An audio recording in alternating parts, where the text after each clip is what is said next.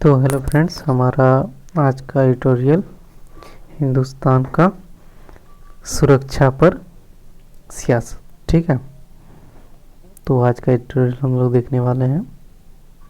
क्या है आज का एडिटोरियल और इसमें क्या क्या है पॉइंट, सब कुछ जानेंगे।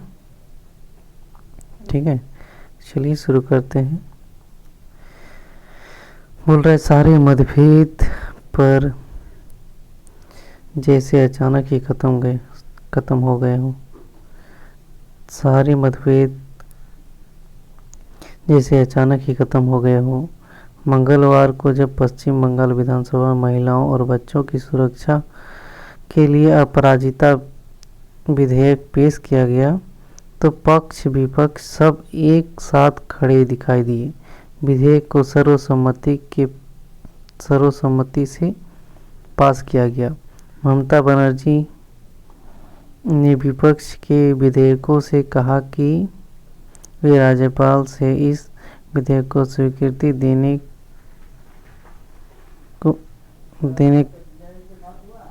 का अनुरोध करें ताकि इसे आगे राष्ट्रपति के पास भेजा जा सके।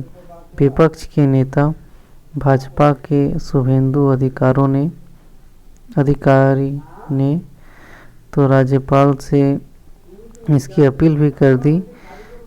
पिछले कुछ दिनों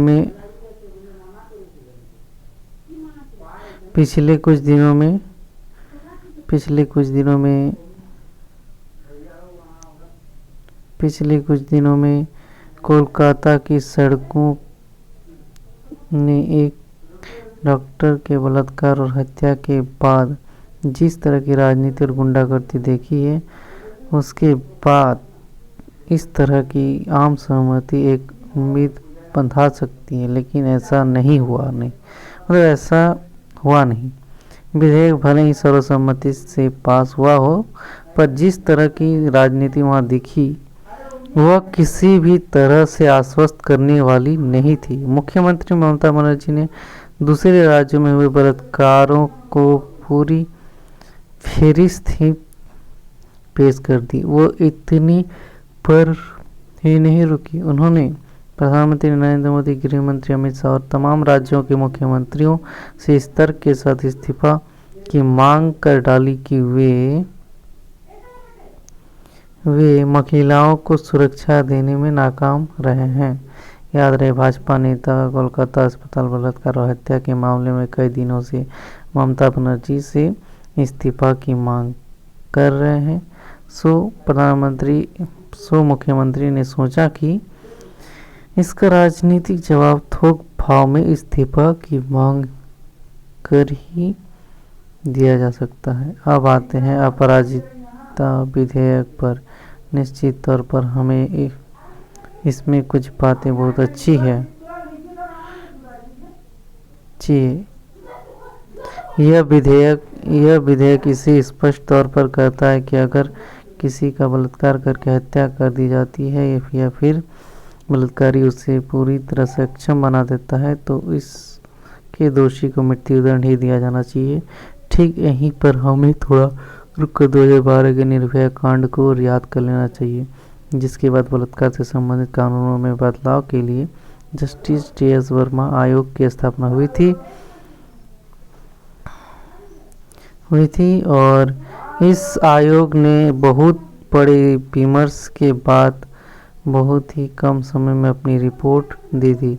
इसी रिपोर्ट के आधार पर केंद्र ने जो कानून बनाया उसमें दोषी को अधिकतम सजा के तौर पर मृत्युदंड का प्रावधान था। मगर क्या हुआ अगर हम निर्भया कांड के दोषियों को छोड़ दें तो बाद में किसी भी बलात्कारी को कभी मृत्युदंड नहीं दिया गया। इस विधेयक में एक और महत्वपूर्ण बात यह है कि अगर किसी को बलात्कार के लिए आजीवन कारावास होता है तो उसे सजा के दौरान किसी भी तरह की पैरोल या फरोल नहीं दी जाए। हाल फिलहाल में बहुत सारे संदर्भ बताते हैं कि कानून में इस तरह के प्रावधान कितने जरूरी हैं। ठीक है, कानूनों में खामियां हो सकती है, लेकिन उससे ज़्यादा खतरनाक है बलात्कार पर होने वाली राजनीति। राजनीति में बलात्कार को अक्सर राजनीतिक औजार की तरह इस्तेमाल किया जाता है, जो कोलकाता के कांड में हल्ला मचा रहे हैं। ये बदलापुर की घटनाओं पर चुप्पी लोग